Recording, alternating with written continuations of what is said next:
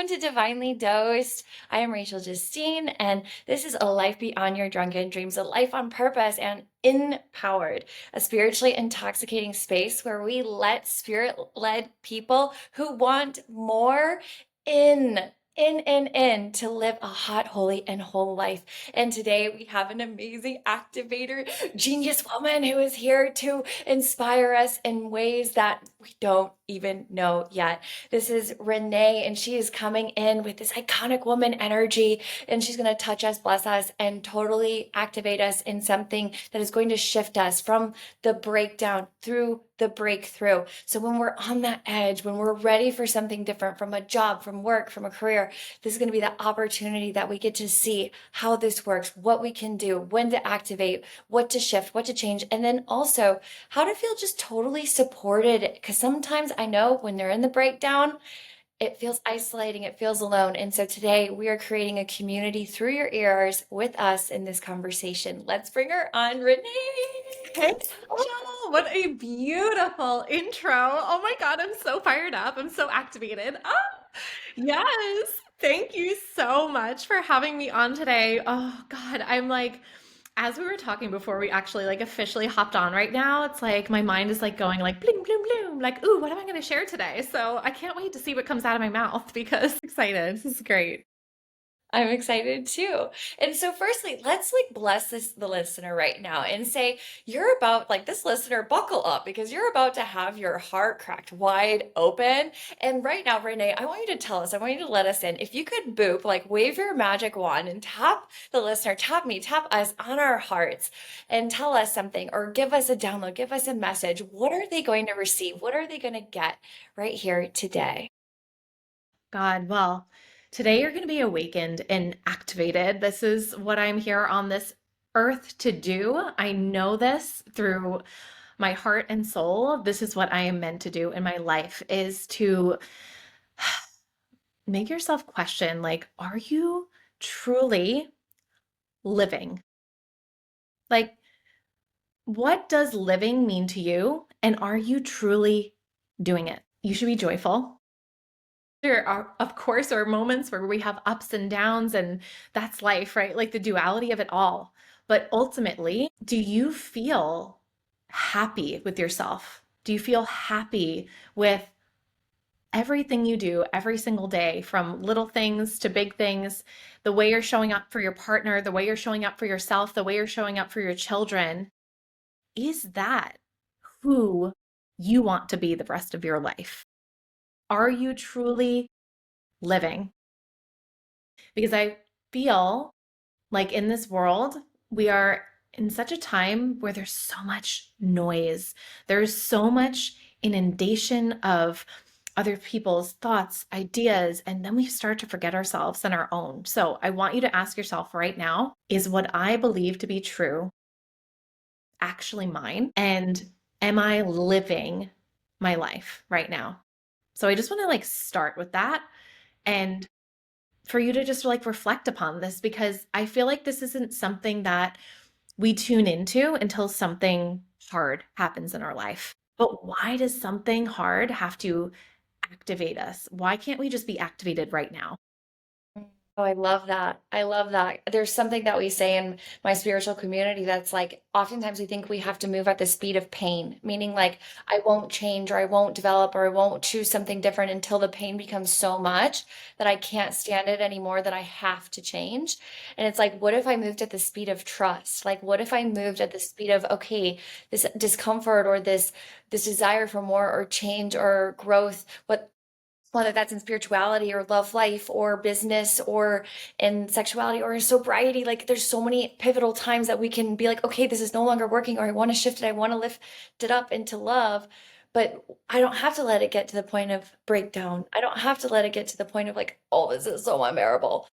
And that's an option, but we don't have to. We can move at the speed of like, I can trust, I can lean in. And so today it sounds like that's something that you're going to deliver us is like trust that we can get into our heart space and we can allow ourselves some permission to do that. So thank you so much for this activation into our heart space. And that immediately leads me into the breakdown to breakthrough, right? So many people I've talked with, several women in the past week, who are like, I don't like my work. I'm going to start a new job that I also don't like. I feel stuck, trapped, small. I'm not doing the things that I love, and feel this breakdown. So with you, so many people are feeling this, but how did you rewrite your story, and what is your story of the breakdown into that breakthrough that led you into where you said, I'm no longer going to just perform what I think I have to perform or should do, or stay where I should stay, or do what I should do. You were like, okay, I'm going to embody something different. I'm going to step into a new identity that allowed you to be your full fire activated you.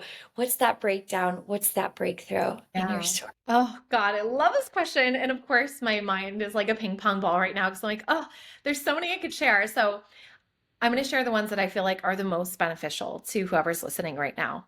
And as I said in the beginning, what really truly made me look at my own life to ask myself, was I truly living? Was losing my brother in 2018, and we lost him due to suicide.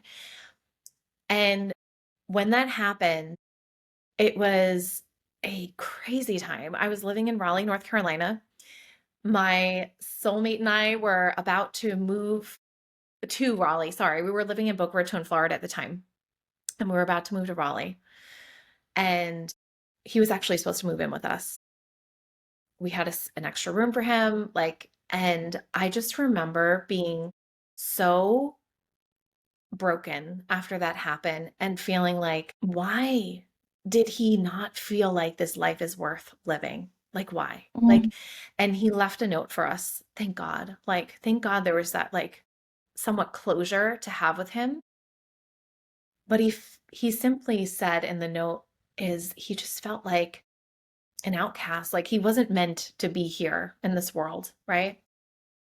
And after he passed, I mean, I feel like I was never angry at him. I was never like, I could have done more. I could have had deeper conversations with him. Like, yes, but also I feel like him passing away had lit this fire in me to want to serve and help others on this deeper and more meaningful level, to start living your fully activated, turned on life that is just so full and vibrant.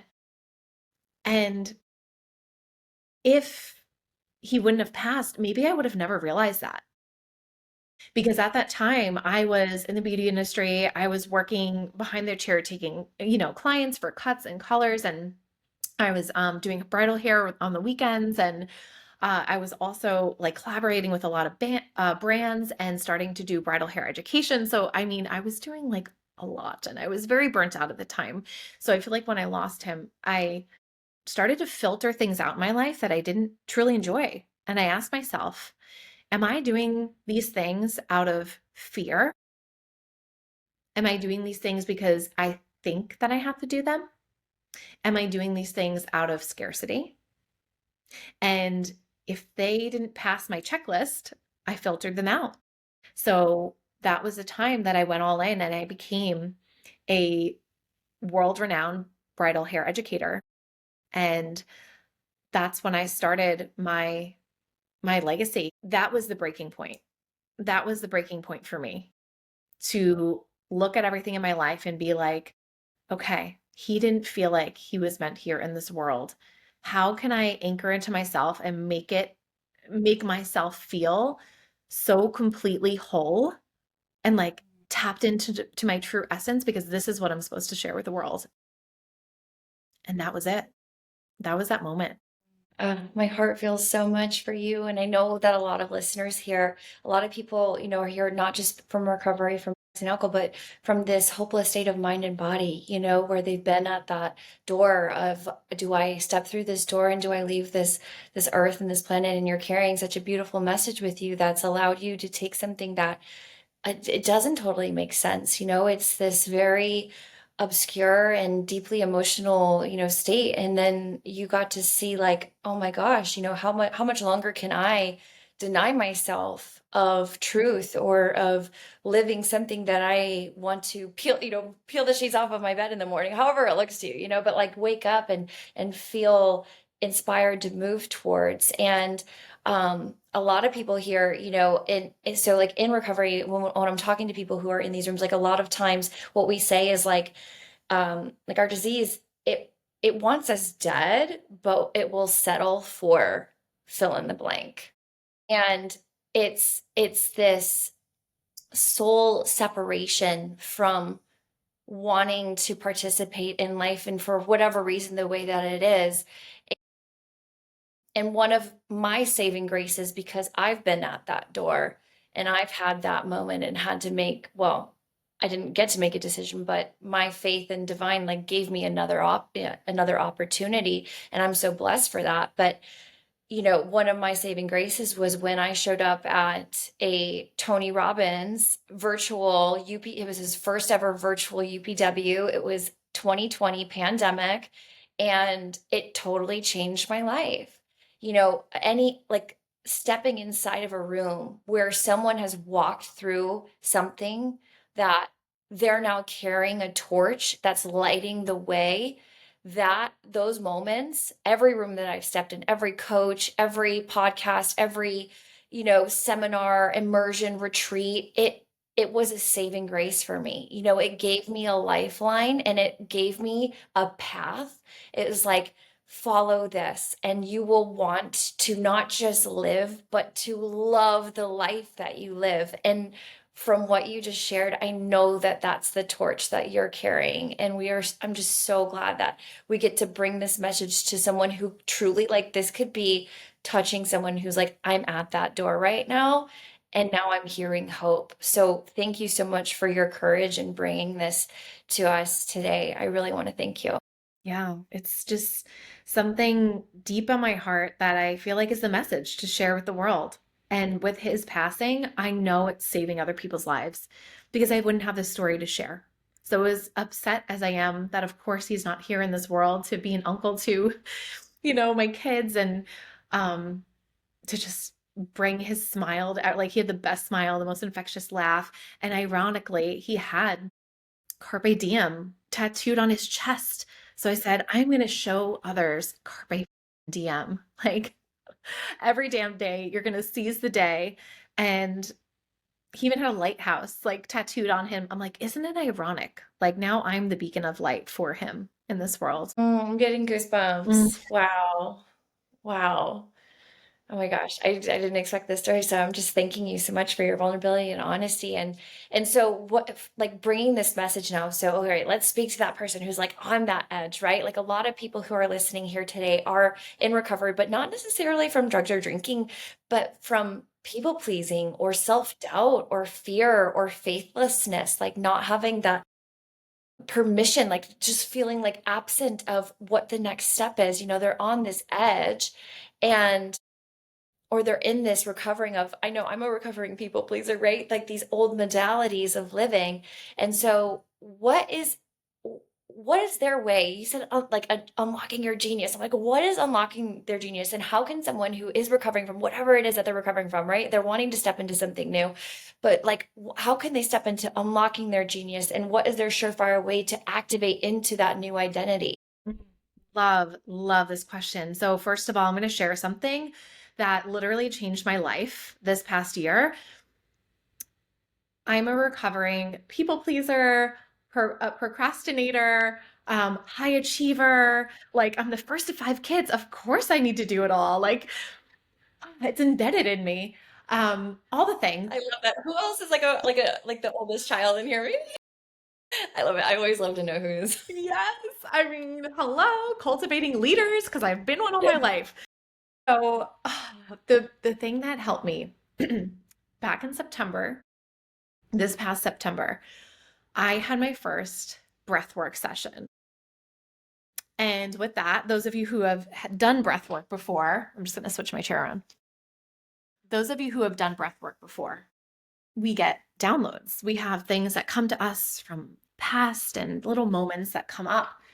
And in this first breathwork session that I ever had, it was me missing the teen version of myself who was so wild and free. Like I was just like a wild child, like just so happy, free. And I loved to sing. I wrote music. I was an aspiring singer and actress. Like when I was singing, I was like, oh, in my element. And I missed her so much.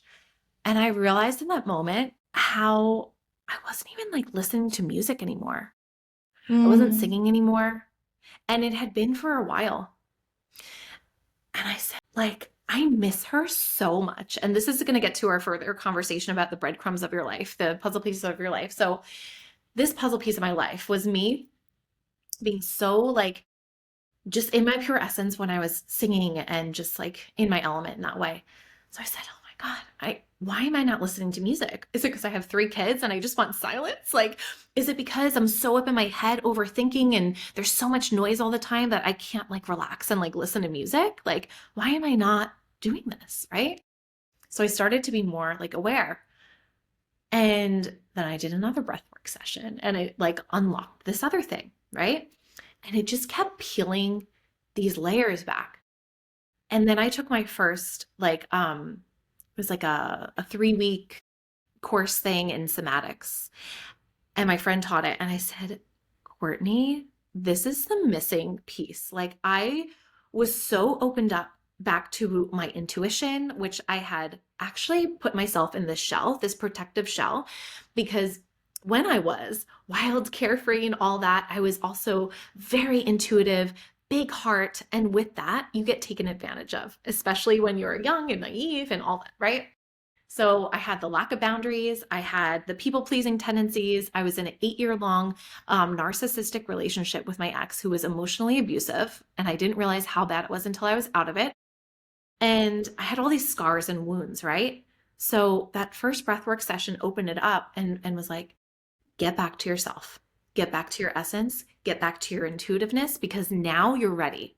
Now you're ready because you know how to set boundaries, you know your worth, and you're able to protect yourself in that way and give to those who deserve it, who won't take advantage of it, and you won't let them because now you have the boundaries in place. So I feel like me being introduced to somatics and breath work, which is why I'm actually getting certified now in somatics because I feel so deeply about it. That was the thing that just unlocked what I was locking up to quote unquote protect myself, right? But my intuition is my biggest gift. I can sit with someone and like just people are just like, "Oh my God, you changed my life." Like just by talking with them for a few minutes or, "Oh my God, you make me feel like I could do anything." Like, and it's just me being me. It's just me having the intuitive sense and seeing in you what maybe you're bypassing or not seeing and bringing that out of you. And I was keeping that protected and locked away. So now that I've expanded that, this is where I feel like I'm in my full element. So if you're listening to this right now, this is like such an incredible practice that you can incorporate into your life, breath work, somatics, whatever. Like that is going to be the thing that is going to bring you back to yourself because these things are going to be brought to surface that need to be brought to surface during those sessions. Yeah. Oh my gosh, I love breath work. I literally was just talking to a woman who she was going through some things and and there sometimes like people don't have the permission to feel what that thing is. And then it's like I was like, go to breath work, go do this and go do somatic breath work because when you go into it, you get to feel all your feelings and you're like you're yelling, and you're screaming, and you're finally like because it's like it breaks down that barrier or that wall that says, nope, we can't go there, or nope, this is off limits. And it soothes the body into a way of being like, I'm gonna one, feel this, two, let it through, for like let a download come through, let insights be you know experienced. And I absolutely love breath work and somatic work, everything that is mind, body, heart, soul. I'm in it. It's get in tune with yourself. But that's where I feel people that are disconnected to their power, people that are people pleasing or overachievers and all those things, it's because they don't have that, they're not connected with themselves, right? So it helps you connect back to yourself to realize, where is this stemming from? Where is this coming from? right? And if I was going to talk further about the one of the other things that unlocked for me to give you Mhm. permission to do whatever the fuck you want. You ready for this one? Okay. Yeah. So this one happened to me after I think I went through a somatic practice or something with my friend. And I was like, wait a minute. I've been carrying this false belief that I had to teach like business with all this masculinity, and I lost my feminine touch. But my feminine touch was a thing that made me successful. It's a Mm. thing that amplified me. It's a thing that allowed me to have the success that I've had in my life. And of course, we're inundated by the noise. I started taking like this coaching program that taught very masculine structured things and all this. Um, in 2021, I hired my first business coach, and it was a man, but very masculine. I'm like, oh, me, I'm just a bridal style, I'm just a bridal hair educator. I don't know about like money and things like that. Like, teach me like business stuff. So, thinking that was the answer. And I was telling him about this bridal business mentorship program that I was creating. And a big emphasis on it, because this was after I lost my brother. This was like the thing I created after I lost him. I'm like, I want this like mentorship. I want this community. I want people to feel seen and heard and held and all that, right? So I said, I want to really like teach a lot of mindset in it, right? Because like I feel like a lot of people struggle with their mind and mental health. I'm a huge advocate for it, obviously, because I lost my brother due to his mental health. And he said, you can't teach mindset. You're not certified. People want to learn business stuff. And I'll never forget, I was taking my daughter, Summer Rae, for a walk that morning. And I like stopped on the walk. The sun was shining on me. And I just was like heartbroken because I internalized that and I took it as, well, he knows better. He's a millionaire. Okay, let me teach them the masculine stuff when it comes to starting your own bridal business. When I knew the other part, the femininity of it all, the energy that I exuded for my passion for bridal styling is what got me to the success that I had. But I listened. And I didn't realize until December of this past year that I had that false belief in my ear. And then I went crazy and I was like, fuck all the masculine stuff. My feminine again. And now we're a beautiful balance of all of it, right? And but that was a huge defining moment for me because that was one thing that one person said to me that affected the way that I showed up and taught and led. Oh, you listening right now, if there's something that's coming to you where you're just like, someone told me this and I've actually believed this for most of my life, but I don't actually fucking believe it. I want you to like hear that right now. Like write it down and be like, I'm going to address this later and be like, where did this come from? Who said this thing? Why was I conditioned to believe this? It's a huge, Mm. huge, huge moment for me. Giving us like permission to drop into our body, into our hearts, into discovering, okay, there were like these times and places where teachers or parents or people that we admired, or hired even coaches, and then something was said and it created like a snag, in our spiritual essence, in our ability to be free of creating, and then like it like creates I love like one of my programs I did was like called Landmark, and they would always say like human beings where we're like life is meaningless, but we're meaning making machines. Meaning like I make so much meaning out of like what that one person said, and then I decided to like live in that meaning until I become like consciously aware of it, like consciously competent that this is actually living in my background. But oftentimes these things are like these blind spots, when we're driving in our cars and you can't see that car that's in that blind spot. It's like when we go through life, like I will go through life and there's things that I'm not aware of. Like I remember I went to Miami in October of 2024, And at that time, I had been going by my alter ego, which was like she's this for over a decade. I was like, she, he is us. We are undivided, completely whole. Like the she, Jesus is this whole thing. And it was my artist name. And I recently had just started going by Rachel-Justine, my birth name. And so I'm stepping into this new identity, and I hadn't walked out in Rachel-Justine in over almost a decade. Like I hadn't stepped into her skin and her identity in so long. And next thing you know, I'm sitting in front of multimillionaires on a yacht in this boat with a microphone in my hand, and I'm clamming up because this part of me is like, I can't speak, like it's so scared. And like it was this whole slew of like stories of just not feeling like safe, not feeling enough because of something that had happened when I was a teenager, and then in that moment, something was defined in me that I had been carrying all the way up into this moment where that blind spot came, boom, like straight in front of me, in front of a whole group of people. Like I'm crying now. I'm feeling it all. It's all tumbling down my. It's like I'm feeling the feelings that I was feeling as that teenager all over again.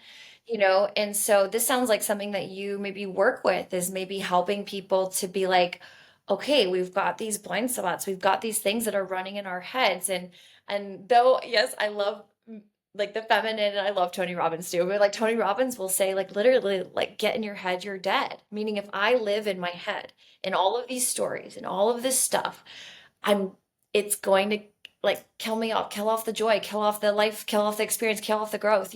And sometimes it can literally live to like lead to those mentally like deprived states of death, right?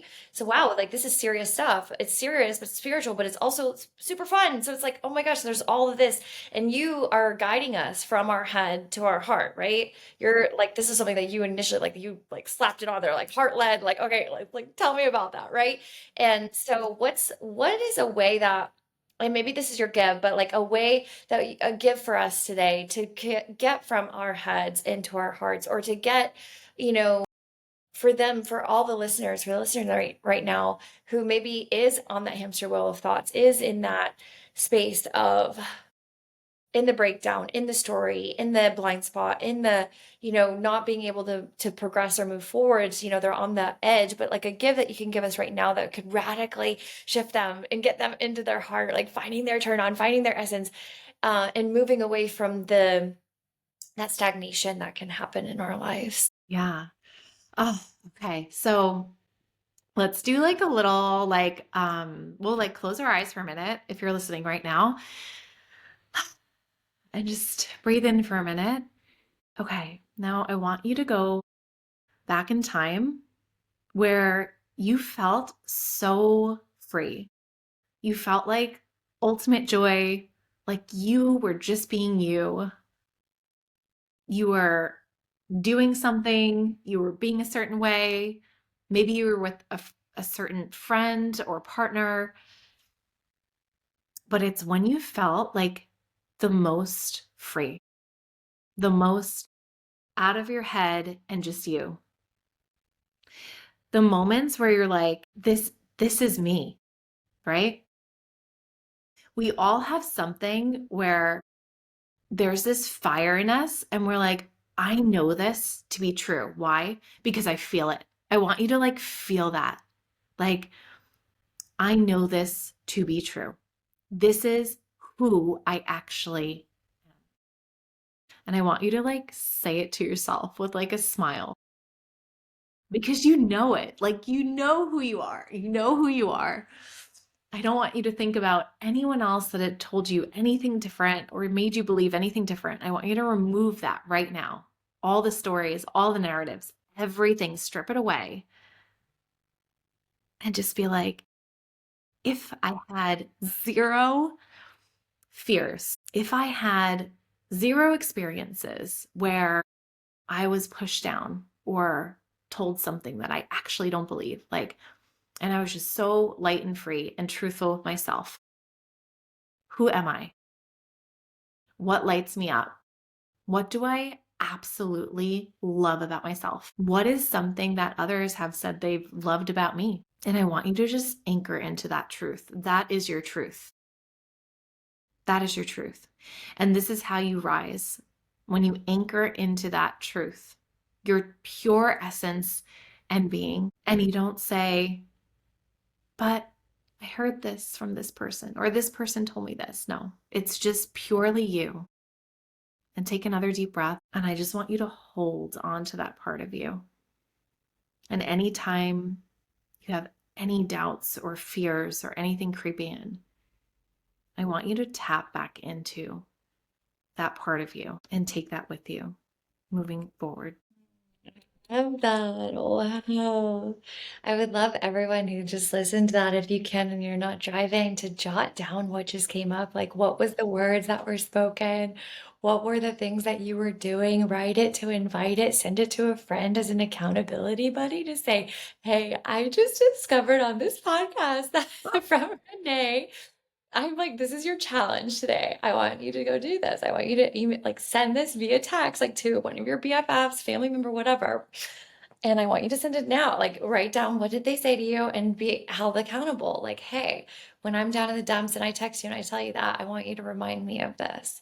Because what I heard was like, you a boss bitch. Like my younger self was like snapping her fingers, like, you better remember who you are, girl. And also, like, what was so fascinating about that too, and I'm sure a lot of people have this fear or have this experience around rejection. And I've been doing a lot of work and deconstructing around rejection with existential kink work, and I've had a lot of fun with it, and also a lot of deep revelations. But just now, I realized that, because a lot of my work has been around sensuality and eros and embodiment, and a lot of these things have been very triggering for like social media. I lost my like TikTok account. It's like my fifth account that I've lost on like all of them combined. And last week it happened. And at this point, I'm not phased because I'm like, oh yeah, it's the usual. Like, it happens so often.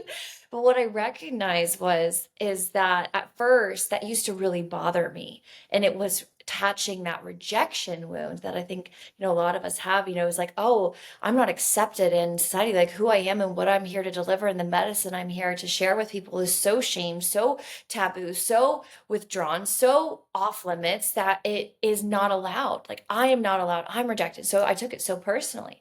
And then I started doing the rejection work. And then just now, when you took us back, I was like realizing when I was younger, I was on my talent show stage, or like, doing my dances where I'm like the most happiest, like spotlight on me, music in the background, and all eyes on me. Like, no lie. Like, I love that. I love attention. It's great.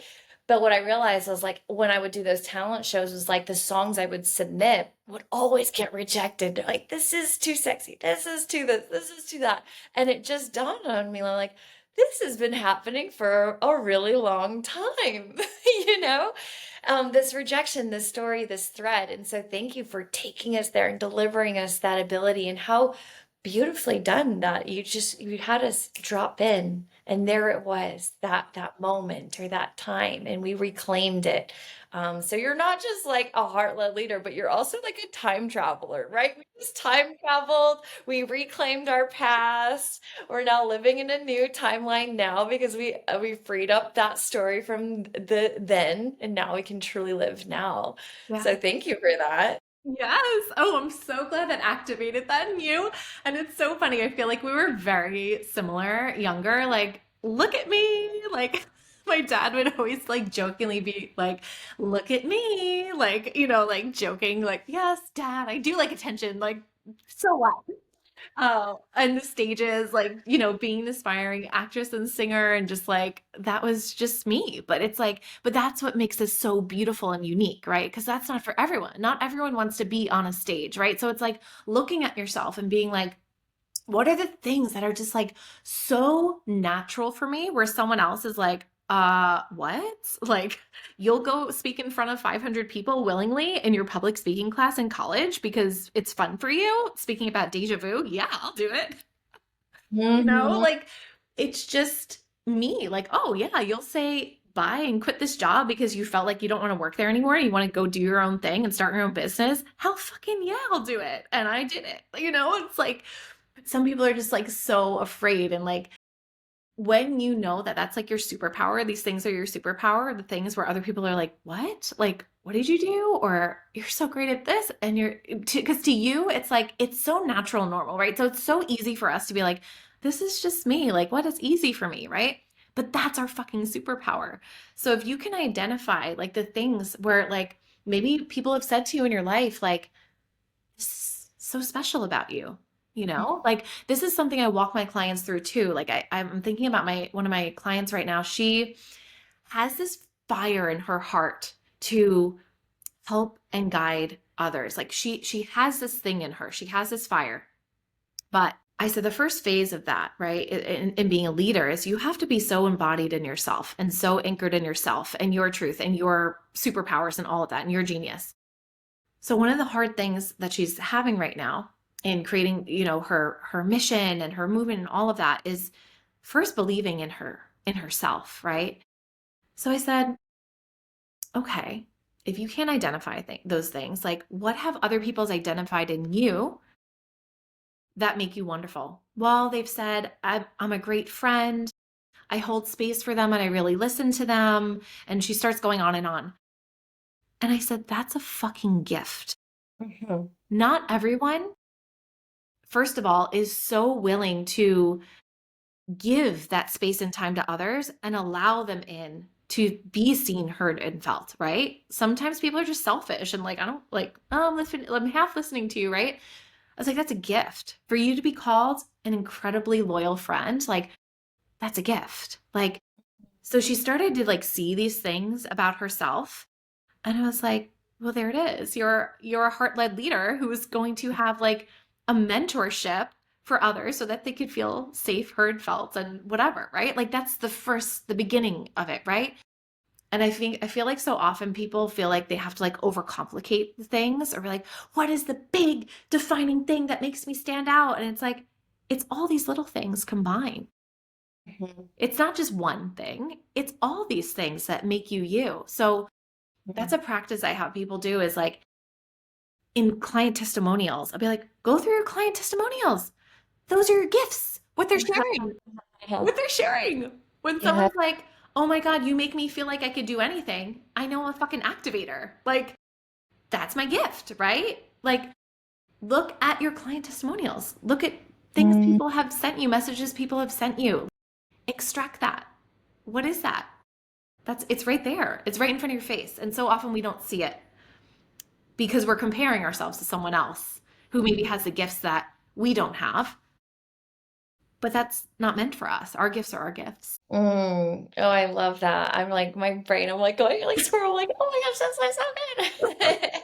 Yeah, because and this is something I like to do that I have my clients do is like continually have an ongoing list of called positive aspects. It's a list of positive aspects, and what you write in it are wins, are like celebratory things, are things that you did really well, are opportunities that you grew at. If like, oh, I used to doubt this part of me, but now I stepped into the spotlight, or I did the thing, or I asked that person out, and then you write that down in your list of positive aspects. And then every time when we get into those places where I call like like Mopey Myrtle, and she's like, oh, like when I get into those places where I'm mopey Myrtle takes over, it's like, okay, let me get back to this positive aspects and see the proof. Like this is social proof. This is proof that this works about my business, this works about my life, this works about my character. You're like, these are the things that light me up. This is what, oh, right. I'm not doomed. I'm not doubtful. I'm not that. Oh, okay. And it points me back into those directions. And I'm almost wanting to add to the challenge, like the friend that you're already messaging, the message that you message, ask them right now, what is it about me that just comes naturally? Like ask a friend, ask a family, ask your partner, what just comes naturally to me, that it seems like it doesn't take me a second thought, and it just comes in asking those questions to the people around us. And oh my gosh, I'm like briefly, like I just want to know, like in a few sentences, like what is a heart-led leader? I just want you to give it to us Oh straight. my God. Okay, okay. So if you have felt anything today, which hell fucking yes, you have. You've felt something or you have no heart in your body, okay?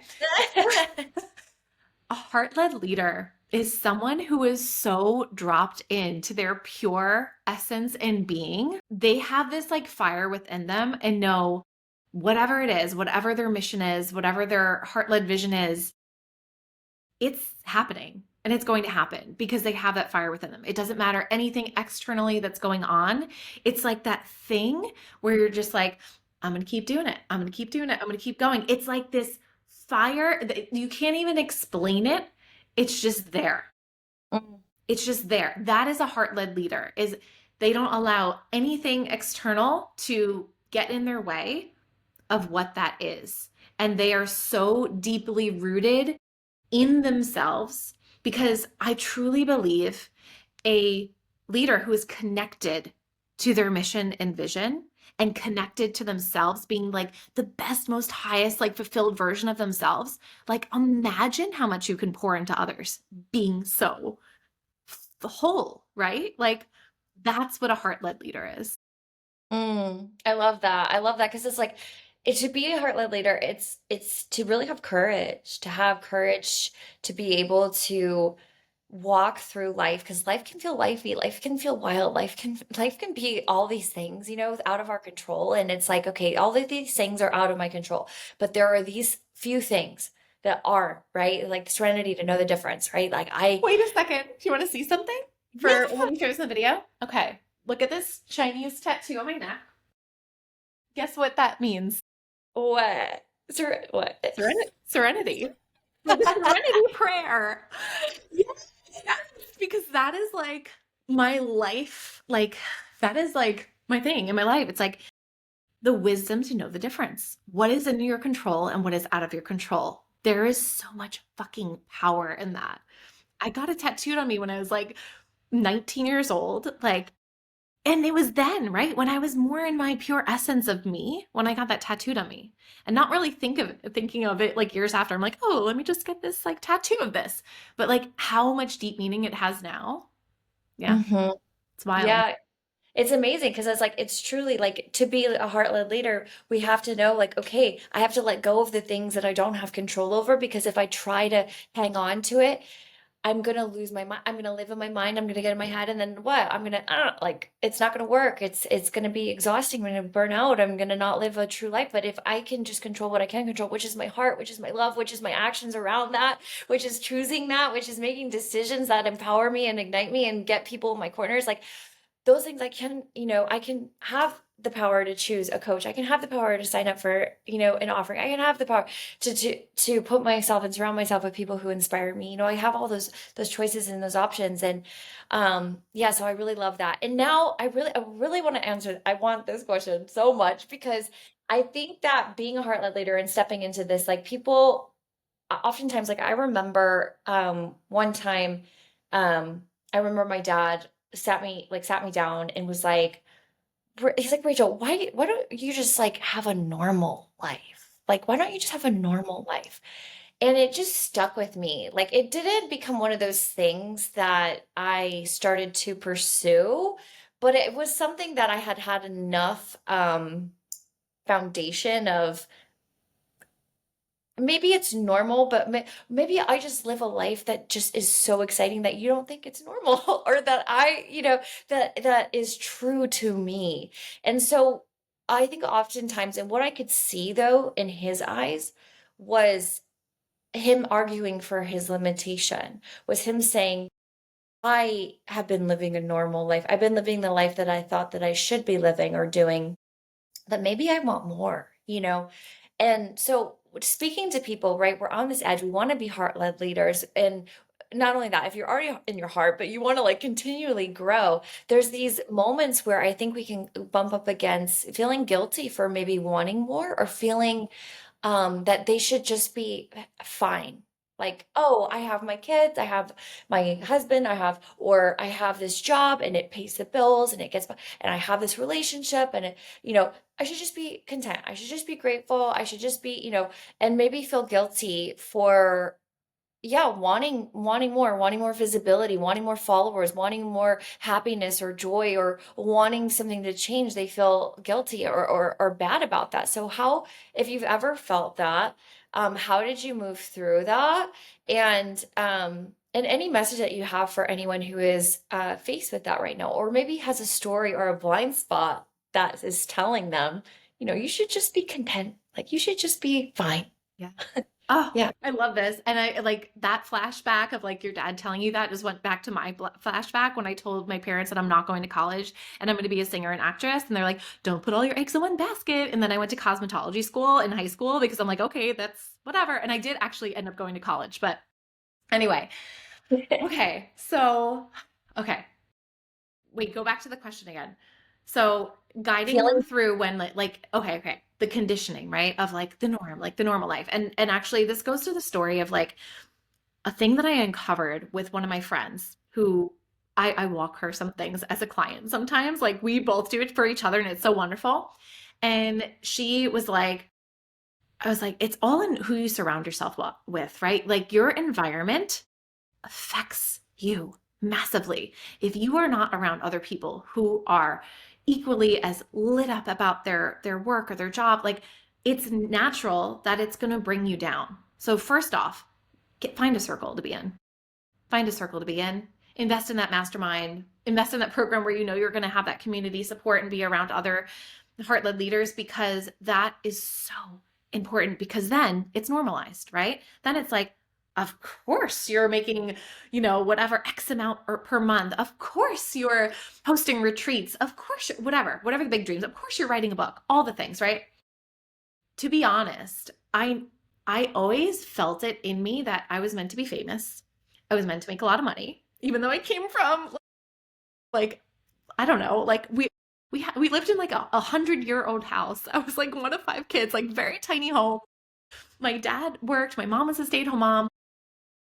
I started working when I was like 14 years old. Like came from like nothing really, right? And I always felt I was meant to be famous and I was meant to be rich. Like I always want like I bought myself the Gucci glasses like and like moved out when I was 18. I was like rolling in the cash being a hairstylist. Like at that age, I was working in a really bougie like salon and all that, whatever.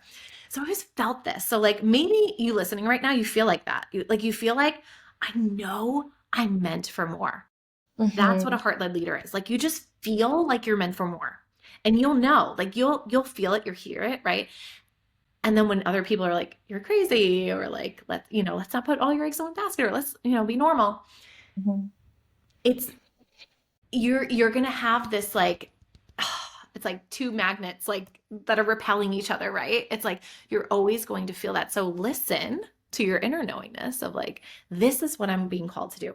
I don't know how, I don't know what I'm going to do, but going with it. And this is what I navigate my clients through. Some of them are like, they have businesses, like we're working on their offers and like building it and scaling it. But I also work with the newbies who come in who are like, I just feel like I have this calling, right? So get around others where it is the norm because that is going to activate the fuck out of you. And I'm just thinking about my friend that I walked through this journey where she's like, oh my God, like I asked her about the somatics course certification that she was going to do. I go, okay, so when do you want to do it? She's like, I don't know, about 2 years. I'm like, why don't you do it now? Like I took that program of yours. I thought it was fucking amazing. It was a missing piece to my business. Like I would take that certification. And she's like, but I, okay, I guess I can. But when we peeled the layers back, we realized it's how she grew up. Hmm. Her family played it safe. They had a nice life, but they played it safe. She was the youngest of five. She was the baby. Her ideas maybe weren't like the best. Like she was looking up to the older sibling, which is why I feel like a relationship works great because I'm the oldest of five, she's the youngest. And she's like, oh my God. Oh my God. Because when I talk to her, we're like planning a retreat in frickin' Tuscany or like all these like big visions and dreams, right? And she's like, oh my God, I'm playing small. I want to do it now. And what is she doing? She launched her certification. I'm in it. And she did it now instead of waiting those 2 years. So listen to yourself. I know you feel it. Like you're listening to this right now and you're like, oh my God, I feel it. It's not normal for the people around me. And that's okay. It doesn't have to be. They don't have to get it. You don't owe anyone an explanation for anything. And this is one of the blocks I just got my client Natalie through. She had this heart-led mission. She created her movement, which is called her Peace Project for mamas, for implementing self-care and, especially going through like postpartum and stuff. And she's also a bridal stylist and a hairstylist. And she was nervous to like fully take the leap because her mom like maybe wouldn't approve or is like, what are you doing? You have a comfortable job being a stylist and whatever. And when that was uncovered, I was like, that's why you haven't posted it yet out on your Instagram. Like, I'm like, you created the movement. You've shared the ideas with me. Let's fucking go.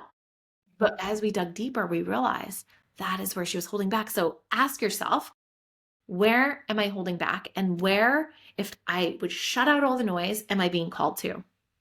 And do it. And be around others where it's their norm. Mhm.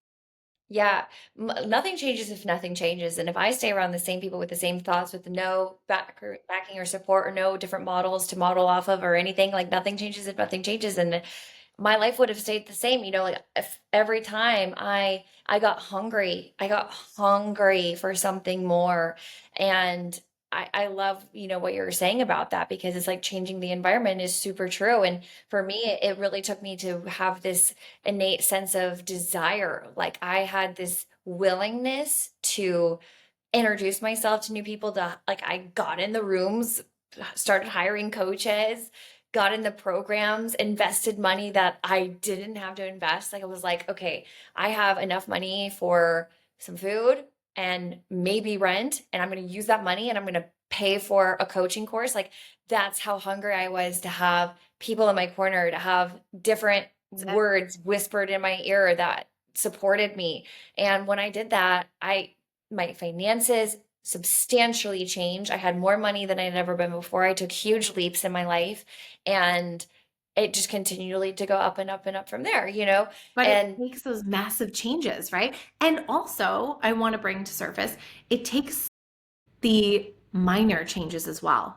And I'll explain to you, this year I went through a huge identity shift from being in the beauty industry for 20 years to being like, I'm actually going to coach heart led leaders who are visionaries, creatives, all the things, not just in the beauty industry.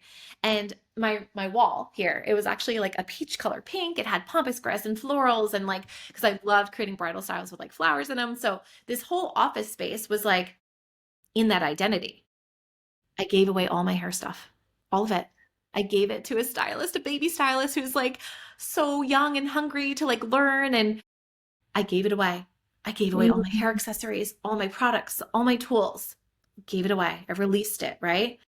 I changed my surroundings, like my actual environment. I got a new fluffy rug.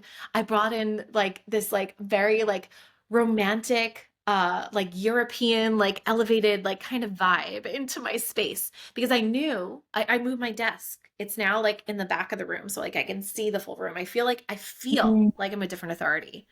I mhm, birthed the iconic woman. Like I mhm. started to create that like all these little changes give you Yes. this like massive like confidence boost to move forward. So I just also want to say Mhm. that it's like, yes, I invested in the 25K mastermind. Yes, Yes. I changed my environment, but it's also as simple as, you know, wearing something different. Mhm. I have to wear my lips, like wearing my lipstick brings Love me into like my full identity. And I get it from it. my mom. Like my mom will put on lipstick. Like we could be going anywhere. She has to put her lipstick on. It's so Oh, funny. I love that. I But yeah. love that. Yeah, one of my first coaches that I hired like for more integrated work, we always talk about anchors. And so we'd choose anchors that would anchor in our abundance identity. So like I remember I went out and I bought this really like expensive purse. And when I bought it though, it was all intentional. Like I went out, I specifically paid for it. Like it was a celebration. It felt good. It felt sexy. I mean, I was like, thank you, universe. Thank you, God. Thank you. It was beautiful. And so every time I used it, it was like this identity of who I was truly becoming. And so every time and it was like holding my money, it would hold my belongings. I took it everywhere every day. So it was like every day I was carrying this new state. So yeah, it's just something small to even just anchor in that it's okay to want to change, to grow, and to get something, especially for people who aren't fully there yet. Like yeah, I hadn't had 10K months at that time. That was a goal of mine, and I remember I hit 10K, 20K, and like the goal keeps moving now. The post is so fun. But like I remember that was a goal for me at that time. But so I hadn't yet been there yet, right? But I wanted to be there. And yet that anchor point for me was so small, yet held so much belief and power, to be able to hold the vision for me to step into. And yeah, I'd like to bring this all together, wrapping it with like a beautiful silky red bow and just like tying it all together and with this conversation. So like if you were to dose one truth seeker, one iconic woman, man, that person, you're gonna dose them with this daily dose of divine inspiration, listening today with permission to take the next step. What would you want them to hear right now and like totally leave this podcast with? Oh, okay. Hold on. Let me just channel this one for a minute. There's only one you. Like, that's fucking powerful. There's only one you. That's it. And you just have to claim yourself. You have to own it. And you just need to master being the most purest version of you. That's it. It's that simple. I love that. I love that. There's only one of you, and it's up to you to bring you into this world. Because guess what? We want you. We want you. Yes. We want you. Oh my goodness. Thank you so much. I felt that. I love dropping in right then. And I know that that's touching not just my heart, but other hearts too. And of course, it's going to touch hearts because that's what you're here for as a heart-led leader, stepping us into an iconic state. Thank you so much, Renee. I would love to know, how can we find you? Where can the listener discover you, and virtually, website, anything that you'd like to Thank share? you so much, first of all, for having this incredible conversation, which I feel like is going to turn into so many more beautiful Mhm. conversations. Like, I don't know about you, but my head was going like, okay, wait, this could be another topic. This could be another thing. And I really believe that like other people just like, there are certain people that just bring certain things out of you. And I feel like you brought those things out of me today, the way they were supposed to come out on here. And I just want to thank you for that and for allowing me to have this space to share this message with whoever's listening. So, first, there's that.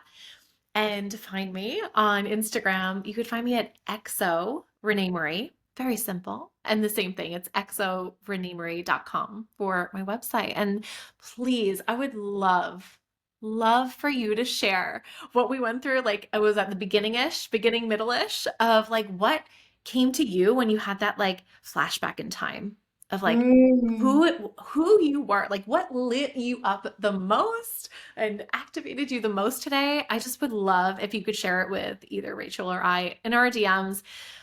We just want to hear it. And also this can like fuel other like conversations that we have in the future. I love hearing from my people that are tuning in. So please don't be shy. Take the spotlight. Oh my gosh, I love it. Yes, let us know in the comments and the DMs and what really excited you, what you want more of. I already know I have a desire for more. Yeah, more of this conversation and what I want to go deeper on, and wow, like what we can touch more in and share more in, because I think the theme of this is like more permission for more, like permission for more. That is this is what we're here for. And I want to thank Renee again for coming on to Divinely Dosed and giving us our dose of magic, of miracles, and of meaning. So thank you so much for coming on. And I have a strong feeling, yeah, we're going to get into more topics as well. And be sure to check out our podcast, which will be on Renee's on your podcast. Please remind us of. Yes. So it's the Yes. Heart Led Leader podcast, of course. Cannot wait to have you on. So yeah, we are going to have another great juicy conversation later this week. So you're going to get a double dose this week from us. A double dose. Well, thank you so much. And before we leave, I'll just bow out and say thank you to all that are listening. May your heart be filled, may your mind be at peace, and may your dreams be made possible. And so it is. Thank you all so much. And we will catch you next time on Divinely Dosed.